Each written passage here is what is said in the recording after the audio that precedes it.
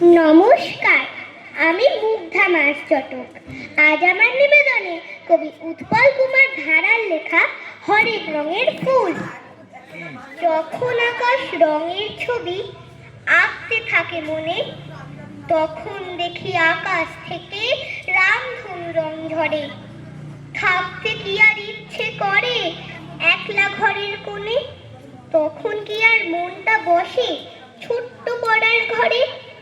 ছুট দেয় মন মেঘের মতোই হাওয়ায় ভেসে ভেসে, যখন জানি খুশির বাতাস ডাকছে দোলের মাঠে।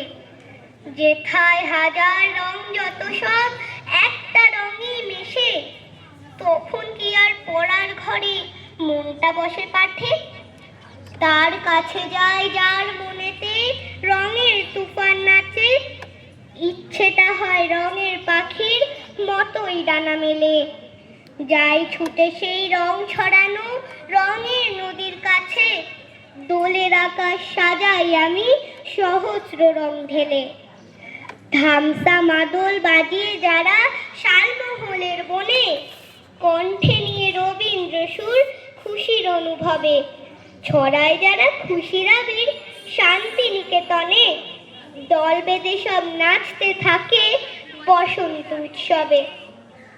একসাথে রং মাখছে যারা তাড়িয়ে যত আড়ি, রং মেলাতে পারি আমি তাদের রঙের সাথে।